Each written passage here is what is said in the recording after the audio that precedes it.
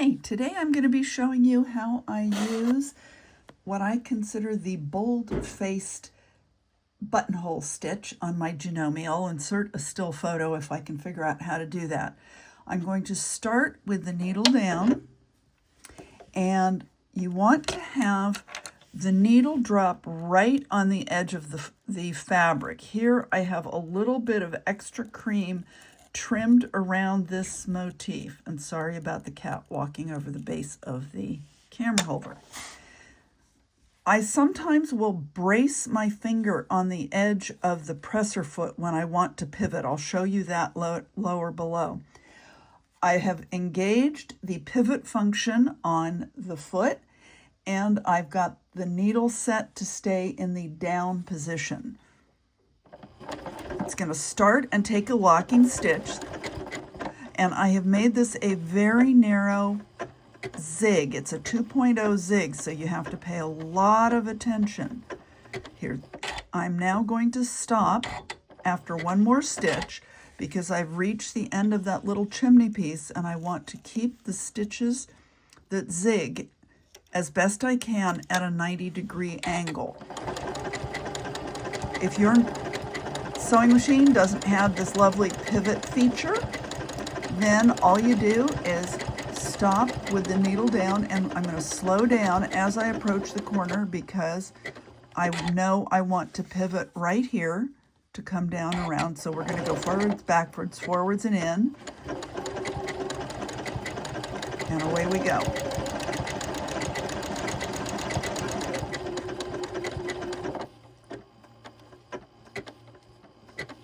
Okay, sometimes when you get to those corners like that, you can try to miter the corner and make it stitch forward on a 45-degree angle. I'll do that here on the inside corner. I'm going to pivot, and I'm only going to do the zig before I reposition and get the direction of the stitching going around that little curved bit that I cut. When you get to parts like this, if you want to have it look really, really good, you do need to stop and pivot a lot, which is where this automatic pivot feature comes in really handy. So there I went a little bit farther than I wanted, but since I'm using matching color thread, the fact that that stitch was not perfectly in the ditch on the edge of the fabric isn't going to show.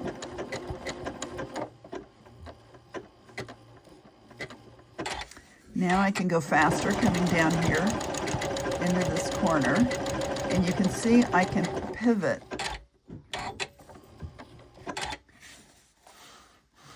a little bit. The setting, sorry, paying attention to where the stitches are going. The setting on the machine automatically reduces the pressure on the presser foot. That means how much this part pushes down onto the surface. And it takes it from the normal of 0 to -2 is the default setting on this stitch. But I've adjusted it so that it's -3. And that means that there's a little bit of play underneath the needle. And I can actually minimize or reduce some of the amount of manual pivoting that I've got to do here.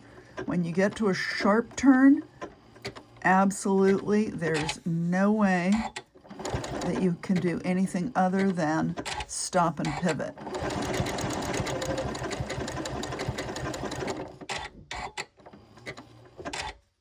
I'm going to cross the angle, make the zig, and then I'm going to stop. And you can anticipate this. This stitch goes forwards, backwards, forwards, sideways. Forward, back, side, front, back, front, side.